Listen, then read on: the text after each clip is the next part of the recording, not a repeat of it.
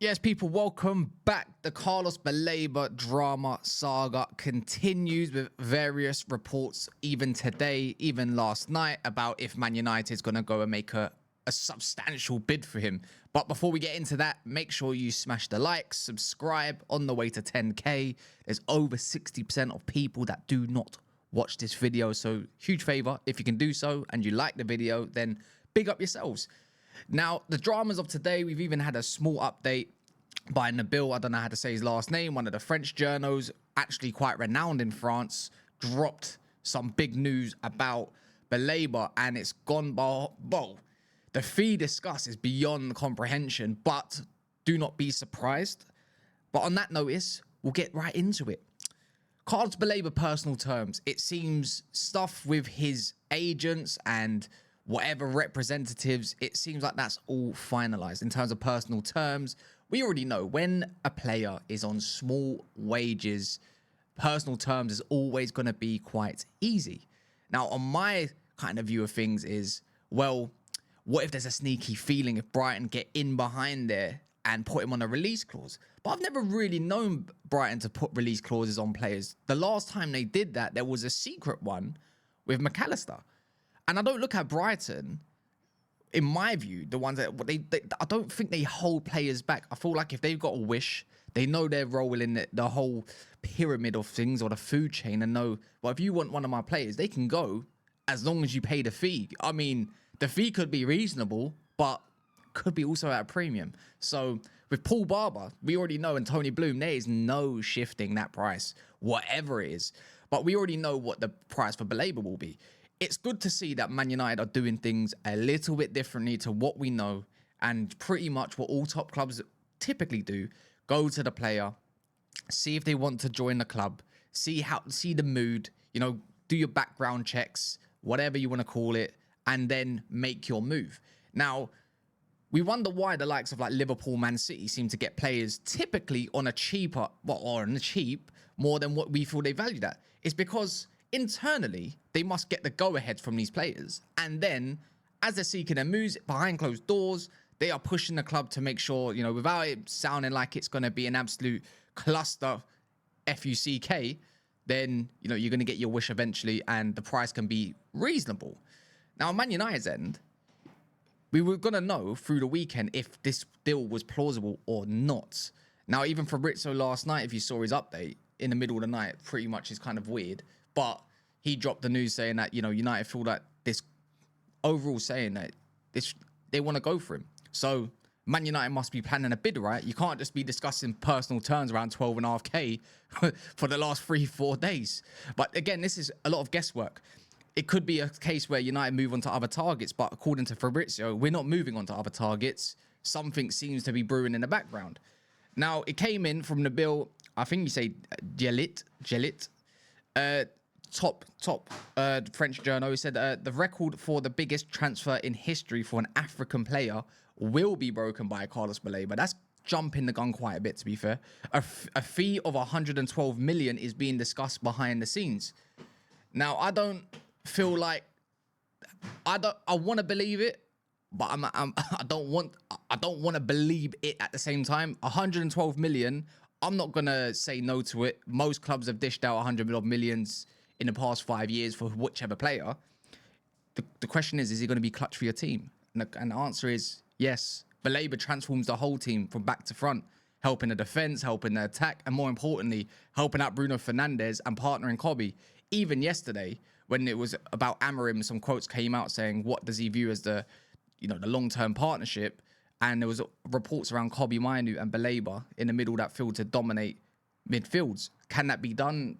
We'll see. He needs to get coaching, I suppose, and getting some W's under his belt. But with Brighton, boy, we all thought about 100 million. But anyone that thought that this guy would go for around 85 to 90 million, guess again.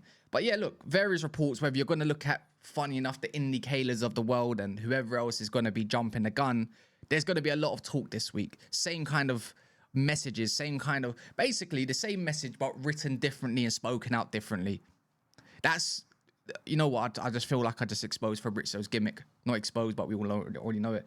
but I need it. I'm a raging crackhead when it comes to the Baleba news. I just want more positive news. I want to know if United are going to actually do something and act like a big club, because there's a lot of rumours around Manchester City being interested in him. But the actual quote was, Pep's actually an admirer of him. It doesn't mean they're going to go for him. Okay, Rodri's out.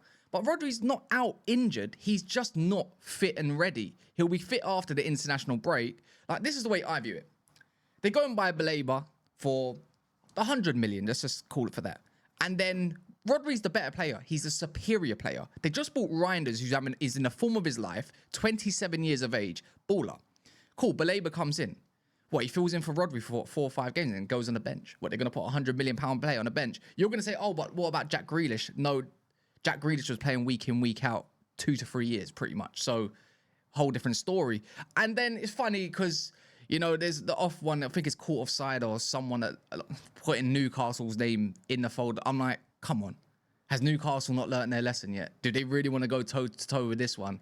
I don't think Newcastle are going to go for a Carlos Baleba. I don't feel like they want to put up 100 million, even if they were to lose Isak, because they need attacking reinforcements. And credibly, them papers make absolutely no sense. Now, if it's to be true, along the lines of him being available for 112 million, or if the fee being discussed, then go for it. I don't feel like any rival in the Premier League, whether it's Liverpool, City, Arsenal, I don't feel like anyone can complain about this. Is he worth every penny? I think he is. I mean, if you want to act like a serious club, then you're going to have to go for it, right? There's no player out there that you can tease me with anymore that I don't, that I want. I don't care if it's Angelo Steelers. I couldn't care less if it's, I don't know, Lucien Agumes or someone a little bit more expensive, or the Richard Rios who's already left. You're going to tease me with Carlos Baleba. You go and get me Carlos Baleba now. That's just the way I view it. It's him or bust. Need him.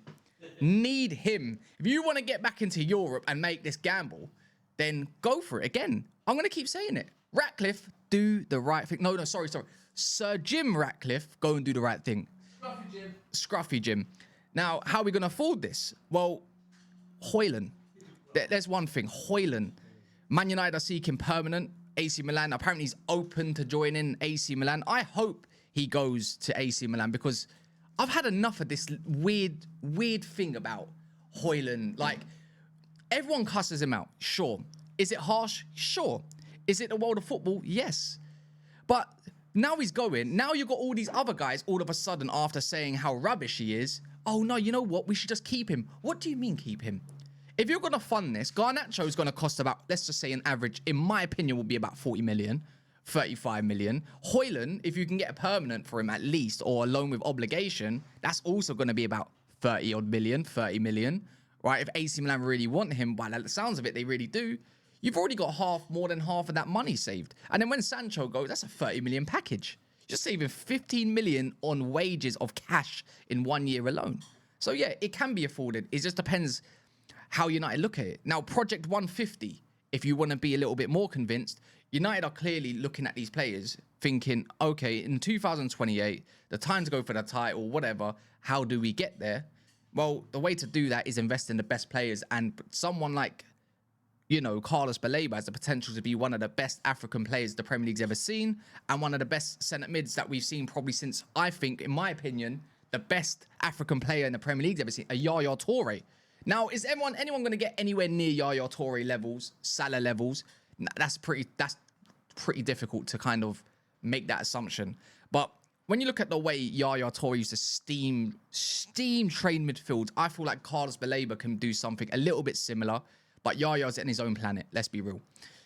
That's the way I view it. United haven't had one of those midfielders since Pogba, and we never really built around him correctly when we should have.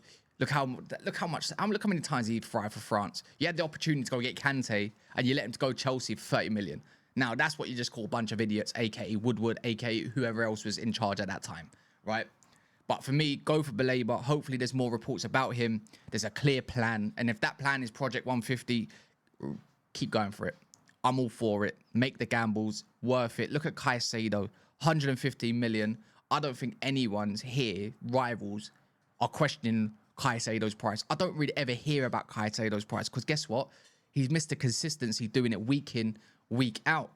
Different kind of player to Carlos Baleba, but Definitely someone to watch, and probably in the next few years, he's going to probably be, if he continues in his trajectory, being one of the best centre mids in world football. He's got a bit of everything. I don't see where his weakness is. The only weakness I'd say is somewhat maybe just needs some more experience.